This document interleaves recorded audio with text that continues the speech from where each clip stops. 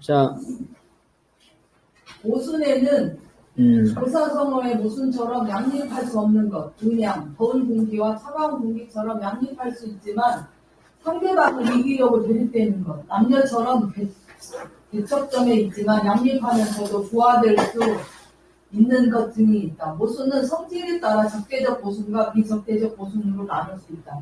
적대적 모순은 강압적이거나 투쟁적으로 대응을 하여야 하며 비적대적 모순에 대항할 때는 차후의 적대적 모순으로 변할 것인지 아니면 자기 반성을 통하여 적대적인 성격을 버리게 될 것인지 구별해야 한다. 노동자와 자본가는 적대적 모순이고 노동자와 관료, 자본가와 관료는 비적대적 모순이다. 자, 고사성어의 모순은 뭐예요? 저기죠? 모든 것을 뚫는 창과 어떤 것도 막는 방패죠? 그래서 이 두 가지는 성립할 수 없죠? 서로 부딪히게 되면 이게 양립할 수 없는 거예요.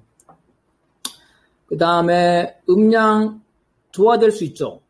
더운 공기, 차가운 거. 근데 조화는 되는데 서로 이기려고, 그죠? 서로 이기려고 하는 거잖아. 그러면서 대립하면서 균형이 깨질 수도 있고 균형이 있으면 되는 거고 상대방을 이기려고 하는 거예요. 남녀는 대척점에 있지만 그죠? 양립하면서도 조화될 수 있는 것이죠. 이렇게 되는 거죠. 그래서 이렇게 이제 비적대적 모순이 이제 양립할 수 있는 것들을 말하는 거예요. 양립할 수 있는데 이제 서로 대립되지만 양립할 수 있는 것. 비적대적 모순에 대한 투쟁과 적대적 모순한 투쟁이 다르다는 게 일반적인 거죠. 근데 이게, 자, 적대적 모순과 비적대적 모순이 상대적인 거라는 거예요. 상대적인 것. 자, 비적대적 모순이라더라도 이게 이후에 적대적 모순으로 변할 수가 있어요. 아니면 비적대적 모순이 자기 반성을 통해서 적대적인 성격을 버릴 수가 있어요. 이건 동지들과의 관계가 그런 거죠. 그죠? 우리 사회주의 운동이라서 볼 때, 동지들과의 관계에서 생기는 갈등은 기본적으로 비적대적 모순이에요. 동지들과의 관계를 풀 때는 어떻게 돼요? 서로 토론과 반성을 통해서, 적대적인 성격을 버려야 되죠. 근데 어때요? 사회주의 운동에서 어때요? 해피엔딩만 있었어요? 총으로 서로 쏴 죽이는 것도 있었죠. 자유시 참변 아시죠? 자유시 참변. 자유시 참변은 뭐예요? 항일운동의 무장 세력이죠?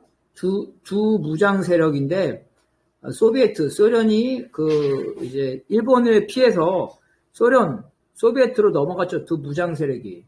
두 무장 세력이 소련으로 넘어갔는데, 이 무장 세력이 서로 대립하고, 갈등을 하게 되죠. 근데 소련이 그걸 개입했잖아요. 그죠?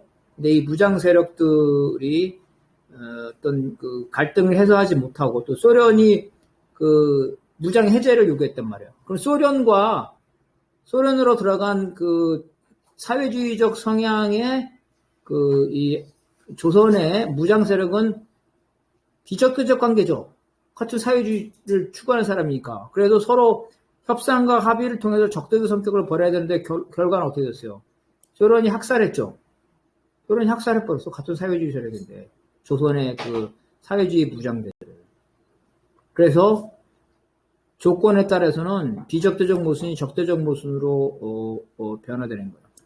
우리 함께남 양두수 동지가 어때요? 노동자 무대에서 투쟁을 하고 있죠. 근데 이게 당연히 비적대적인 관계죠. 그래서 함께남 동지가 처음부터 법에 호소하거나 그러진 않았죠. 그죠? 양두수 동지가 처음부터 옥상에 올라간 건 아니잖아요. 그래서 노조내에서 문제를 해결하고 양두수 동지가 대화를 통해서 해결을 했단 말이야. 근데 어때요? 상대방이 대화를 통해서 해결하지 않아. 자기 반성을 하지 않았고, 그죠? 함께남 동지한테 사직을 강요하고 징계도 하고 제명도 하고 지금 양두수 함께남에 대해서 제명, 그죠? 조합원 제명, 그 다음에 중징계 같이 일을 못 하겠다는 거예요. 다시 말해서 내부 투쟁이 기본적으로 비적대적 투쟁이기 때문에 이거를 합의나 토론, 내부 절차에서 풀어야 되는데 내부 절차에서 풀리지 않기 때문에 적대적 모순으로 변하는 거예요. 그래서 교과서적으로 말하는 사람들 있죠. 우리 주변에. 노조 내부의 문제는 비적대적 모순이니까, 그거를, 투쟁적인 방식으로 풀면 안 된다. 근데, 내부 모순을 그럼 인정하지 않는 거 아니에요? 내부 모순을 인정하지 않는 아니, 내부 모순을 푸는데, 여기 적대적 방법을 쓰면 안 된다는 거야. 예를 들어서, 고소고발죄를 간다든지, 제명을 하면 안 된다든지, 어떻게든 간에 품고 안 가요. 근데 노조가 품고 안 가려고 그래요? 함께하는 양수소를 버리고 가려는 거잖아요. 그죠? 원래 원칙 자체가 노조 내에서 지키지 않았거나, 그렇지. 없거나 그런 측면부터 시작해야 될 수 있다. 그러니까, 그런 거죠. 그러니까 동지적 관계, 노조의 민주적인 관계, 합리적인 절차, 이런 것들이 붕괴되면서 생긴 거예요. 그래서, 교과서에서는 비적대적 모순의 해결 방법은, 그죠? 해결 방법은 내부 절차에 따라서 해야 된다. 이렇게 나와. 그거는 교과서에 나오는 거예요. 그렇지만 우리 역사라든가 더 깊이 공부하면, 모순론을 공부하면 비적대적 모순이 적대 모순으로 변할 수가 있어요. 지금 함께남 양수소 문제는 거의 서로 지금 형사상 고발 조치, 그 다음에 제명, 내부 투쟁이지만 적대적 성격으로 가고 있어요. 그 이유는 노조 내부의 민주주의적 절차, 적절 절차가 되지 않고 있기 때문에 그러는 문제예요. 그래서 이게 다 변증법이에요. 그러니까 변증법은 어때요? 항상 변하는 거죠. 조건에 따라. 그래서 비적대적 모순도 적대적 모순에 변할 수 있다는 거야. 이걸 모르고 비적대적 모순은 계속해서 비적대적 모순이니까 투쟁 방식을 내부에서만 해야 된다. 그럼 노조가 제명하는데 무슨 내부에서 어떻게 해결해? 이런 문제가 있다는 거예요. 그래서 이제 노동자와 관료, 비적대적 모순이야. 노동조합의 관료들 있잖아. 조합원들은, 일반 노동자들, 조합원들은 있죠. 근데 직업적인 노동 관료들 있죠. 심지어 어때요? 각종 임원만 하는 사람 있어. 임원만 몇십 년 동안 현장에 안 가고, 특히 부위원장 이런 말 뭐하죠? 민주노총 부위원장, 공공운서나 이런 부위원장 영원히 임원만 하다가 정년을 그만둔 사람이 있어. 그러니까 월급 받는 관료도 있지만 선출직 임원만 계속하는 사람도 있어. 여기는 그 관료는 정부나 지자체 관료를 얘기 아니고 노동자 자치기. 그렇지. 노동조합의 관료들. 어떤 그 구조에서 약간 여기 써야 되겠다. 이해하기 쉽게 노조 관료라 하겠다. 조합 관료, 그죠? 조합 관료. 그래서 노동자 조합 관료가 어때요? 이 관료하고 일반 조합원하고 조합 관료하고 갈등 관계가 있죠. 그렇지만 기본적으로 비적대적 관계라는 거 잘 풀어야 된다는 거야. 노조 내의 민주주의 절차로. 그 다음에 자본가가 뭐야? 이건 국가 관료로 통일해. 국가 관료. 그죠? 국가 관료. 이것도 비적대적 관계예요. 자, 자본가와 국가 관료는 어때요? 실제로 자본주의 국가는 자본가의 위원회죠. 그래서 국가 관료는 원래는 자본가한테 봉사하잖아요. 근데 관료가 항상 자본가한테 봉사해요? 그렇지 않죠? 검찰들, 자본가들 깜빵에 보내기도 하잖아요. 그죠? 그래서 특히 이제 이 독재나 파쇼 국가에서는 어때요? 이 관료가 자본가보다 더 세잖아요.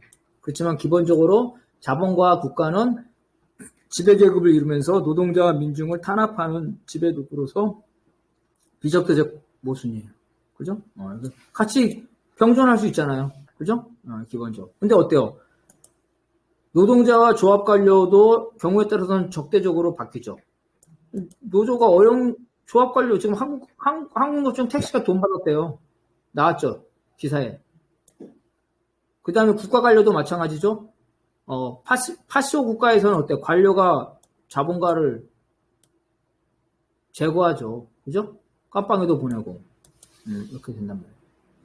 이런 차이점이 있고. 이거 여기까지가 이제 이 모순론이고. 응?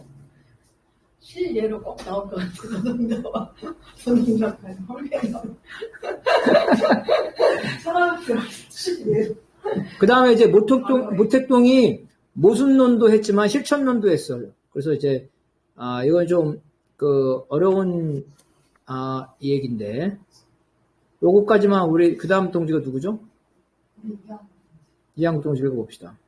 모택동에 따르면 인식은 실천을 통해 진리를 발견할 수 있다. 감성 인식은 물질이 인식과 독립적으로 존재한다는 인식처럼 인간이 이성에 의해 가공되지 않은 순수한 형태의 경험을 의미한다. 이성 인식은 감성 인식이 사회적 실제와 지속적으로 교류하는 사회적 실천의 방법을 통해 발전하는 것이다. 이렇게 발전된 이성 인식도 상호작용과 실천에 의해 진리로 발전한다. 네, 봅시다.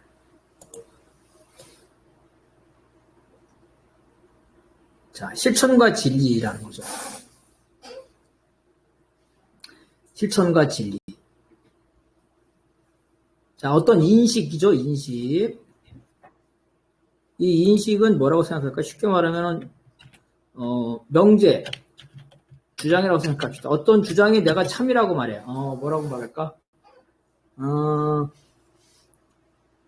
사회주의는 승리한다. 이런 거 있죠. 사회주의가 승리할 수도 있고 실패할 수도 있죠. 그죠? 그러면, 그래서 김장민이 사회주의는 승리한다 그런다면, 김장민의 실천을 통해서 사회주의가 승리할 수도 있고, 실패할 수도 있잖아요. 그죠? 그래서 어떠한 명제가, 모택동을 말하는 거예요. 어떠한 명제가 진리인지 아닌지는 사실은 머릿속에서 일어나는 과정이 아니라 실천을 통해서 검증돼야지 진리의 단계로 온다는 거예요. 응? 이게 이제 그 실천과 진리야. 그래서, 어떤 어떤 주장이 있을까? 똑같은 얘기네. 뭐, 선은 이긴다. 그지? 정의가 승리한다. 뭐 이런 거겠죠? 이런 것들은 실제로 실천을 통해서 검증될 때만 진리가 될 수가 있다는 거예요. 그건 뭐냐면, 내가 살아가는 조건에서 내가 투쟁을 통해서 사회주의의 승리로 이끌어야 되고, 내가 투쟁을 통해서 정의가 승리하는 걸로 이끌어야지만 그것이 진리인 거지. 내 입장에서. 그냥 머릿속에서 사회주의는 승리한다. 정의는 이긴다. 이거는 그냥 머릿속에 하나의 인식의 주장일 뿐이라는 거예요. 그 진리는 실천과 결합돼야 된다는 거예요. 감성인식은 이제 어려운데, 그 인식을 그냥 감성이라고 합시다. 감정이라고 합시다. 감성은 뭐예요? 감각이죠, 감각. 예. 감각은 어떤 물질에 대한 관계잖아요. 오감을 통해서 하는 거잖아요. 그러니까 어떤 물질이 내가 오감을 통해서 차가운 얼음을 내가 만져서 딱딱하고 차가운 얼음, 물기가 있는 이 얼음을 만지는 거잖아요. 그죠? 이런 것은 물질이 나의 인식, 나죠, 주체. 나와 독립적으로 존재하죠. 여기에 무슨 논리나 이런 게 들어갈 필요가 없죠. 이성이. 왜냐면 있는 것 자체 물질로서 존재하는 걸 내가 인식을 해서 감각을 통해서 내가 인식을 하는 거니까. 이거는 즉각적인 거야. 경험을 통해서 즉각적으로 된다는 거죠. 이거고, 이걸 감성이라고 하면 돼. 감각이라고 하면 이해가 훨씬 쉬울 것 같아요. 이건 이성은 논리 혹은 주장이라고 생각하면 될 것 같아. 지난번에 말했죠. 감성과 이성은 상대적인 거라고 그랬잖아요. 그죠? 감각, 감성, 감정, 이성, 논리, 사상 이렇게 발전한다고 그랬어. 그래서 이러한 감정이 복합적으로 쌓이게 되면 하나의 이성 인식이 되는 거죠. 주장이 되는 거야, 주장. 이러한 주장, 즉 사회 법칙이죠, 사회 법칙. 이거는 자연 법칙이라고 생각합시다. 물질 세계에 가는 거니까. 자연 법칙에 가는 것은 나의 인식이나 이성에 상관없이 경험의 형태로, 순수한 경험 형태로 존재하지만 사회 법칙이라는 거는 실천을 통해서, 즉 사회주의가 온다. 자본가가 패배하고 노동자가 승리한다. 이런 거죠. 이런 거는 사회적 실천을 통해서 그것을 검증을 해야 된다는 거예요. 그래서 이런 것들이 사회적 실천을 통해서 진리로 발전하고, 아까 말했처럼 진리라는 거는 그걸 인식하는 실천하는 나의 관점에서 보는 거죠. 그래서 모독당의 입장에서는 그런 인민들한테는 야 사회주의가 승리한다고? 그건 네가 실천을 통해서 그거를 검증해야 돼. 사회주의가 승리한다는 거는 그냥 네가 말만 하면 네 머릿속에 있는 거지. 이 중국 사회에서 사회주의가 승리하려면 그게 진리가 되려면 네가 실천을 통해서 그거를 관철시켜야지 그게 진리지. 네 머릿속에서 네가 생각하는 것만은 진리가 될 수가 없다는 거죠. 뒤에 거는 쉬워요. 그거 나가야 돼. 자, 요거는 그 다음 동지가 누구지? 박관호 동지 읽어봅시다. 인간의 인식이 대상 또는 물질에 의해 수동적으로 결정되는 것이 아니라 거꾸로 능동적으로 결정할 수 있다. 따라서 이론적인 지식과 감정 경험으로 구성된 객관 외부 세계의 조건은 인간의 의지로 극복할 수 있다. 특히 이러한 반작용에 있어 주관적인 감성 인식의 주도적인 역할이 중요하다. 이거는 이제 계속 나온 거죠.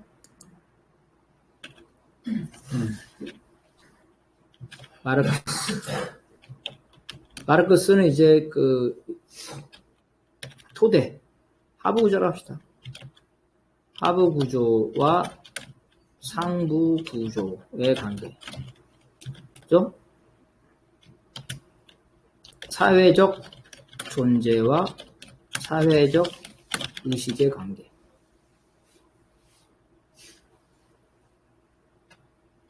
이런 거죠. 그래서 마르크스는 어때요? 일반적으로, 그죠? 일반적으로라는 거는 우리 지난번에 배웠죠? 평균적으로, 이런 뜻이요? 보통은 이런 뜻이야, 평균적으로. 평균적으로 어때요? 자, 우리가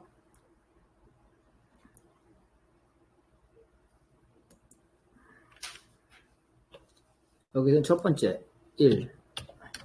선착성의 문제. 선착성의 문제는, 자, 물질이 먼저 존재하고, 그죠? 물질이 먼저 존재하고, 의식은 물질의 기능으로서, 그죠? 기능으로서, 그죠? 나중에, 그죠?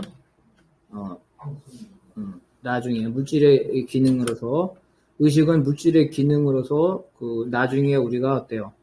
의식이 존재한다는 거는 말할 수는 없지만 어때요? 의식은 물질의 기능으로서 나중에 생긴다 이렇게 표현합시다.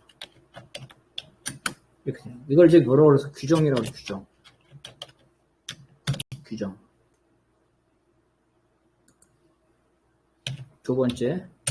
일반적으로 보통은 사회적 의식은 사회적 존재를 반영한다. 뭐 더 말한다면 사회적 존재가 사회적 의식을 규정한다. 이게 일반적이에요. 그죠? 근데 애외적으로 보면, 그죠? 애외적으로 사회적 의식, 사상이죠, 사상. 사상이 사회적 존재, 혹은 뭐, 행동을 볼 수도 있죠. 행동을 결정한다. 이 선착성은 절대적인 거예요. 물질이 먼저, 두뇌가 먼저 있고 그 두뇌의 작용으로서 의식이 나중에 생기는 거죠. 이걸 규정이라 선착성. 이거에 대해서는 예외가 없어요. 이 선착성. 그러면은 어떤 거를 주도적으로 결정하자는 거예요. 통상은 막스주의하면 사회적 존재가 사회적 의식을 규정하는 거죠. 그래서 보통 사회적 존재, 뭐 부르주아 자본가라고 합시다.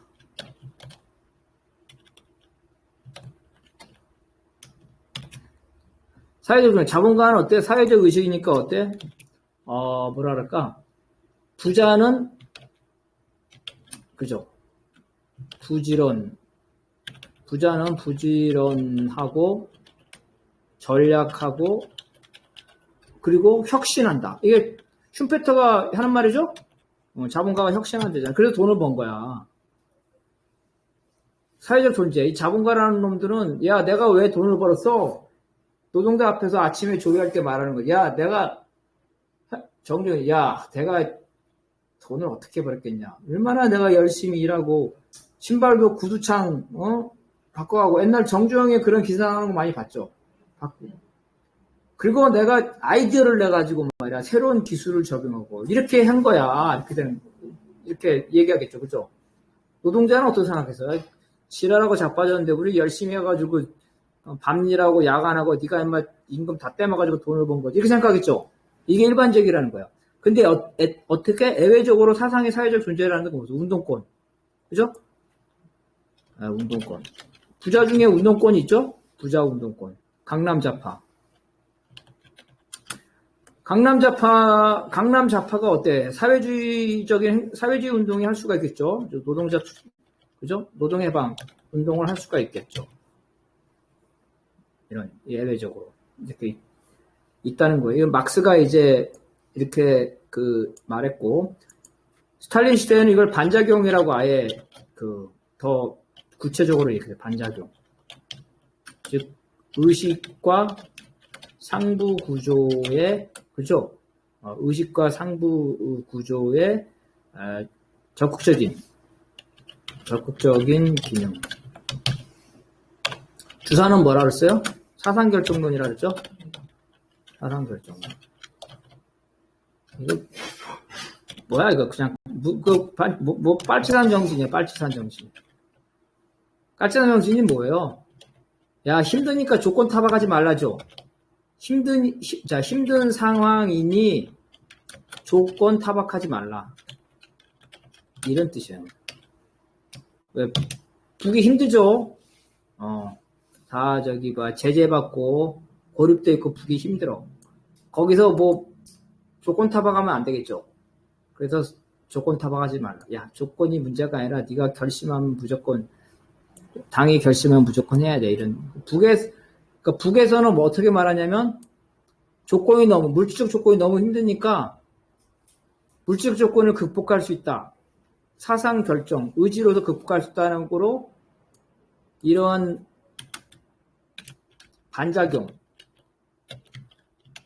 반작용을 일반화하는, 그죠? 일반화하는 한계가 있다고 봐야죠, 한계. 근데 이 한계는 왜 그래? 북의 조건 때문에 그러는 거예요. 그죠? 북의 조건 때문에. 근데,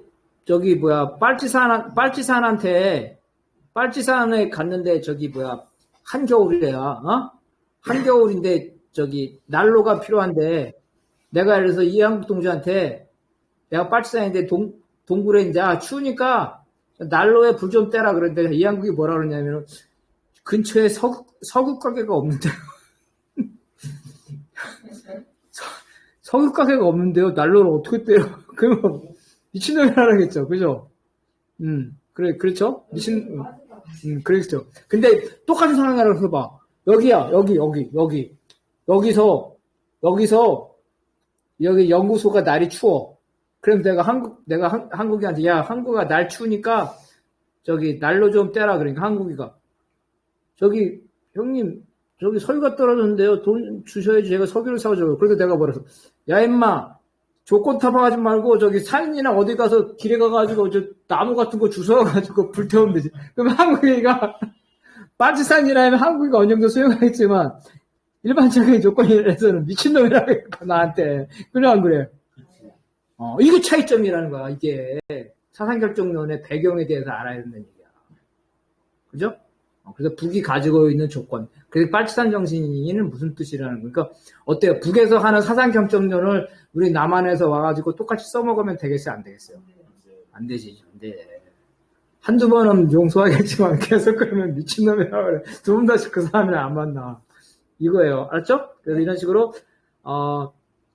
그러니까 이건 뭐냐면 마르크스 말이 맞지. 일반적으로는 이제 이 물질적 조건에 따르고 애외적으로 애외적으로 이제 반작용이 있는 게 맞지. 근데 이제 스탈린이나 주사는 통치자잖아. 사회주의 국가의 통치자니까, 야, 이 사회, 이게 자본주의 사회가 아니라 지금 사회주의 사회잖아. 네가 원하는, 그토록 원하는 사회주의 사회가 왔는데, 언제까지 너 물질적 타박을 할 거야.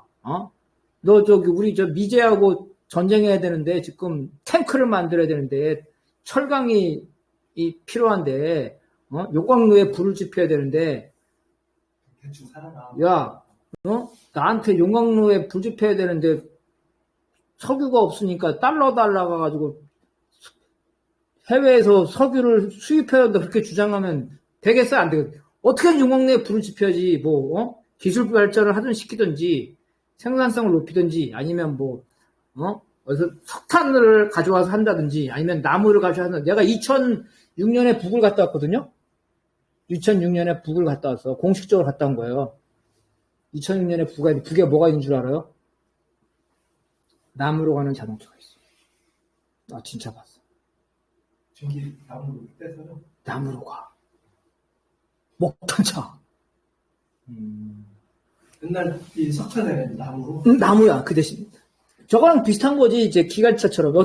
트럭이 있는데, 트럭 옆에 이런 기둥 같은 게 있어. 거기다가 막 나무 같은 걸 막 넣는 거야. 그래서 거기 불 타서 그 열로 해서 가더라고. 석탄 넣어서 가는 거랑 비슷한 거지. 기차처럼. 그렇지. 나 그런 차를 봤어. 우리는 차라리 하려면 지금은 전기를 하든지 아니면은 석유로 엔진을 하든지 그렇죠. 가스 쓰는데 응. 자원이 우리는 없어서 사실은 북한이 하는 걸 무작정 뭐라고 할 수 있는 건 아니에요. 그래서 그런 조건 때문에 그러는 거예요. 조건. 그래서 요거를 잘 이해를 해야 돼. 그래서 첫 번째, 선차성은 애외가 없다. 즉 물질이 먼저 존재하고 의식은 물질의 기능에 대한 나중에 생긴다는 거는 이 규정의 차원의 선차성. 이거는 어떤 애외적인 게 없어요. 근데 물질과 의식 중에 어떤 게 더 주도적인 역할을 하냐는 일반적으로는 물질이 더 주도적인 역할을 하죠. 근데 애외적으로 의식이 더 주도적인 역할을 해. 근데 의식이 더 주도적인 역할을 하는 게 애외적인데 이 애외가 일반화되는 경향이 있다는 거야. 사상결정론. 또 일반화되는 경향이 어딨어요? 종교네, 종교. 그렇죠? 종교 세계에서는 의식이 어때요? 물질을 완전히 지배하는 교리를 가지고 있잖아요. 그죠?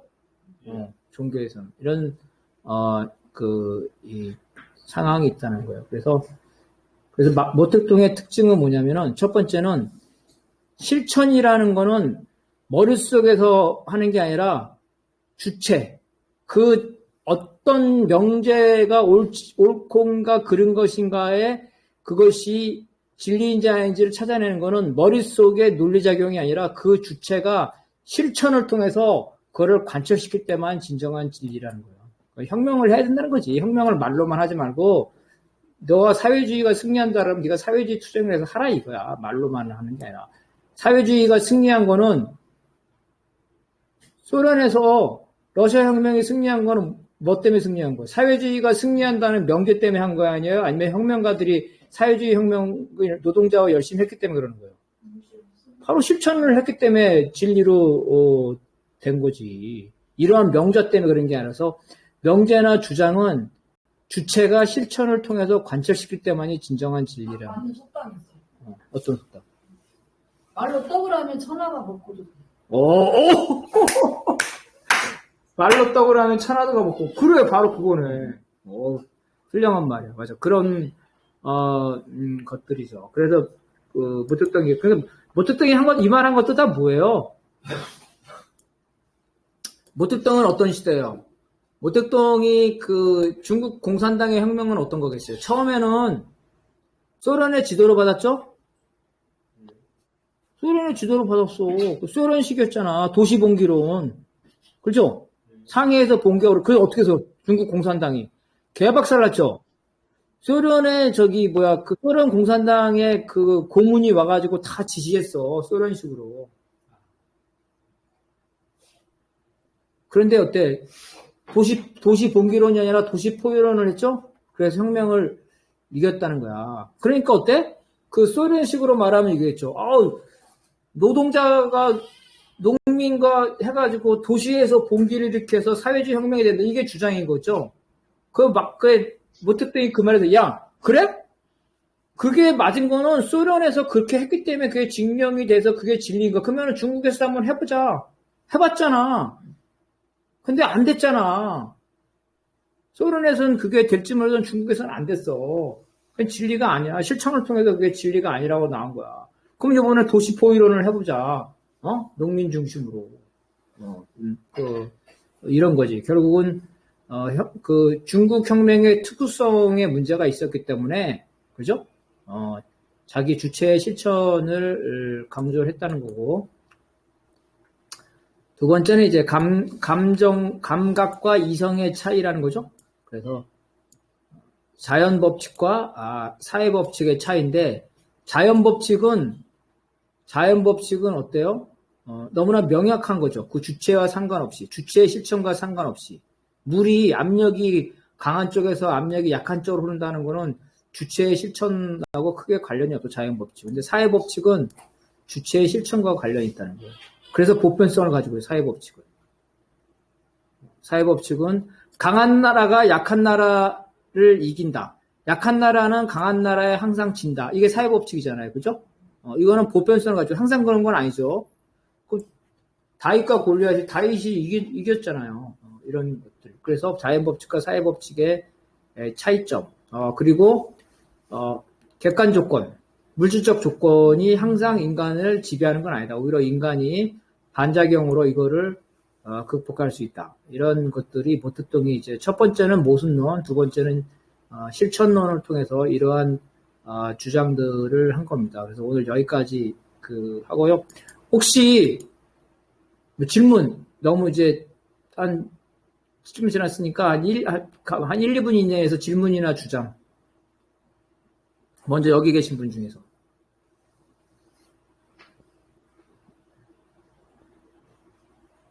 질문이나 주장. 아니면 여기 들어와 계신 분 중에서 혹시 질문이나 주장 있으시면 하셔도 돼요. 다 열어놨어요. 말씀하시면 돼요. 그냥 네. 아까는 많은 이제 생각도 물어보라든가 아니면 막 하고 싶은 이야기 많았는데 네. 요즘엔 세계 전쟁 이야기를 해요. 옛날에는 뭐 기본 모습, 뭐 주요 모습 아니면 내부 모습, 외부 모습을 했는데 생각했던 것보다도 지금 더 복잡하거나 네. 또 더 많은 문제들이 막 중첩되어 있을 수 있다는 얘기거든요. 적어도 요즘에 세계 전쟁이라고 했으면 그런 이야기 나오면 어떤 건지 한번 이야기를 한번 해보고 싶어요. 세계 전쟁? 세계 전쟁 이야기. 세계의 전쟁. 세계의 전쟁. 세계의 전쟁. 어디 전쟁? 근데 그거에 보면은, 그렇다면 이제 어떤 사람이 그 현재에서 전쟁을 벌어지는 것, 딱 세 곳에서 벌어지는 것을, 현재 우리나라 민주주의나 아니면 여러 가지, 그렇게 바뀌어요. 텔레비전도 보면 저 이제 역사적으로 세계의 보편적인 분쟁이나 전쟁 지역은 첫 번째는 세계. 우리나라 전쟁을 세계로 수행해야 된다.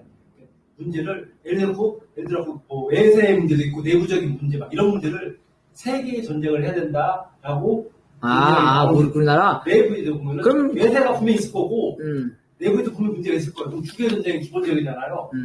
내가 말하는 건 세계 전쟁을 하면은 이거 말고도 그러니까 우리는 쉽게 외부 문제, 내부 문제 해서 주계 전쟁을 쉽게 생각했는데 세계 전쟁이라고 한다면은 되게 어려운 상황이잖아요.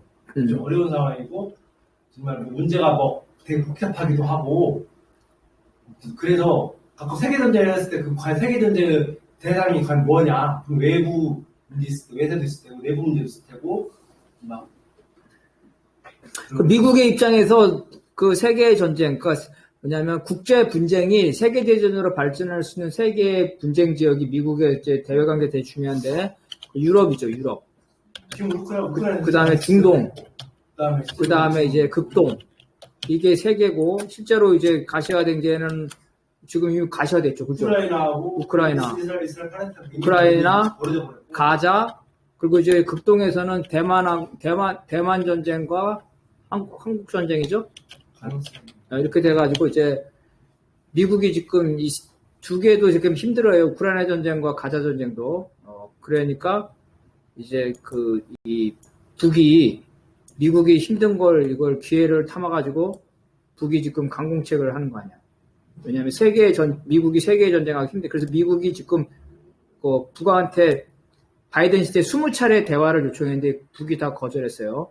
근데 미국이 어려운 조건이니까 북은 이거를 활용해가지고 계속해서 핵무기를 갖다가 완성시키고 이렇게 하는 거고, 중국도 좀 과감해지는 거죠. 왜냐면 세계 전쟁. 어쨌든 미국의 세계 전쟁은 이런 걸 말한다. 이건 방금 말한 거 이제 한국 전쟁, 한국의 입장에서 말한 거고. 자, 그 다음에 또 다른 의견 없으세요? 저도 김준인데요. 예, 말씀하세요. 저는 현실적인 문제, 아까. 잠깐요. 소리가 잘 안 들려. 소리 좀 키우고요. 네. 저도. 마이크 소리를 키우면, 예, 말씀하세요. 전에 속당에서 한계남 양지소동 싸움을 보면서 저는 상당히 사정성이 있는 문제다. 볼까요? 저는 피적대적인 모습에 대한 고민을. 마이크가 약해가지고 잘 안 들리는데. 그래요? 지금 좀 잘 들린다, 이제 방금. 그래요? 그러면, 네. 어쨌든 한계남 양지소동의 싸움을 보면서 상당히 사정성이 있는 문제다. 왜 우리는, 그걸, 우리 자신들에게까지 일반화시키지 못할까. 라는 문제가 있었어요. 그것을 되게 욕하는 사람들도 있었고. 네. 그런데 저는 어쨌든, 우리 내부에도 이런 문제를 똑같이 적용해야 된다. 이게 제 생각이었고요. 예. 그건 이제, 어쨌든 비적대적인 모습들, 그건 작은 모습이기도 한데, 그런 문제를 우리는 왜 못 풀까? 그 예. 노조 내부에 이런 문제들이 굉장히 많잖아요. 예. 그러니까 이런 것을 하고, 또, 좀 더 넓게 보면, 약간 정파 문제도 약간 비적대적인 모습 아닌가요? 이런 것도 잘 안 풀리고. 그러니까, 어쨌든 비적대적인 모습과 적대적인 모습을 잘 구분 못 하면서, 그냥 주장하고 앞으로 나가고 이런 것만 좀 하는 것 같아요. 그래서 이런 고민을 실제로 앞으로 좀 해봤으면 좋겠다. 이런 생각이거든요. 그래서 실제로 노조를 직접 만나뵙고 말씀 한번 드리고 싶긴 한데, 저도 노조를 하면서 되게 내부에서 정파 문제 이런 거를 접하지 않았던 정파 문제 되게 어렵고, 그리고, 단계를 얘기하면서 어떤 단계를 파괴하는 모습이 나타나고, 민주노총 내부에서도 그런 문제 해결 잘 안 되고 이런 걸 어떻게 앞으로는 해결할 수 있을까? 이런 철학 공부를 좀 하면 해결이 될까? 이런 고민이 좀 됩니다. 어떻게 이런 걸 앞으로 숙제를 가지고 좀 얘기해봤으면 좋겠습니다. 그래요. 진짜 어려운 문제고, 이제 정파 문제나 이런 거는 좀 더 어렵지만, 양기석 한계남 동지에 관련돼서만 얘기를 한다면, 노조에서 이거를 동시적 관계에서 풀면 되는데, 마치 이 자본가와 관련된 방식으로 풀었기 때문에 생기는 문제라는 거죠. 그래서 한계남 동지가 열심히 일하는데 사람이 계속 열심히 일하지 못하잖아요. 번아웃이 되잖아요. 내용을 제가 자세히 다 아시니까. 네. 그러면 이제 노조 내부에서 그런 게 굉장히 많아요, 사실. 그거를 한계남 동지가 드러냈을 뿐이라고 생각하거든요. 그럴 때 동시적 관계로 풀어야 되는데, 소모품처럼 동지들을 생각하니까 한계남 동지 입장에서는 화가 분노할 수밖에 없죠, 당연히. 네, 맞죠. 그래서 저도 민주농당 시절에 노조위원장했는데, 그때도 왜 그러냐면 당직자들을 그냥 어느 날 같이 다 모이라 한 다음에 전부 다 사표 쓰라고 그랬어요. 자기네 민주농당과 국민참여당을 통합하는데 자기들끼리 당직자를 나눠 먹으려고. 그러니까 뭐냐면 동지의 사이의 문제를 동지애로서 풀어야 되는데 그게 아니라 자본주의의 권리와 권한의 문제 있잖아요. 그걸로 풀게 되면서 문제가 되는 거죠. 그러니까 앞으로도 숙제인데요, 그게. 그러니까 적을 설정해놓고 그런 공부만 해와가지고 우리 내부의 문제도 그와 똑같이 본다는 거예요. 그렇죠. 그러니까 많이 그러고 있는 것 같아요. 네, 그러니까. 그래서 이제 그 문제도 그렇지만 그래서 과거에 운동했던 사람들, 지금 운동하는 사람들, 이런 관계도 잘 정리가 안 되고요. 많은 부분은 우리 내부의 문제들을 해결 못하는 게 많은 것 같아요. 네, 맞습니다. 네. 그래서 그거를 할 수 있는 거는 내부의 민주주의나 합리성이 제대로 작동하려면 결국은 그 지도층, 무슨 노조위원장이라든가 노조의 관료 역할도 있지만 근본적인 문제는 조합원이라든가 대중들이 그 어떤 민주주의적 절차라든가 동지애라든가 이런 측면에서, 그러니까 제 박사론이 그건데 관료와 조합원, 그러니까 지도자와 일반 대중이 단순히 믿고 따르는 게 아니라 서로 힘도 합해야 되지만 서로 견제도 해야 되거든요. 근데 조합원들이 그런 의식이 사라지고 이 노조 관료들이 또 조합원을 이렇게 도구화되면서 일반 조합원들이 노조의 민주주의라든가 노조의 관료를 견제할 수 있는 대중적 동력을 상실하게 되면서 노조 관료들이 이제 노조를 지배하게 되면 이제 그런 문제가 생겨요. 정파가 지배해도 마찬가지 문제가 생깁니다. 그런 것 같습니다. 네, 알겠습니다. 또 다른 분들 하실 말씀 있으세요? 네, 다른 분들 하실 말씀이 없는 것 같아요. 시간이 됐고 그래서 그러면 오늘은 여기까지 하겠습니다. 네, 고생하셨습니다. 네, 수고하셨습니다. 다음 주에 4월 11일이 우리 연구소에서 긴급 토론회 총선 평가와 그 선거와 운동이라는 방식으로 7시부터 토론해서 다음 주 목요일은 쉽니다. 관심 있으신 분들은 이런 방식으로 온라인 토론회를 하니까 토론회에 참여해 주시면 될 것 같아요. 철학은 한 주 불가피하게 쉽니다. 네, 알겠습니다. 감사합니다.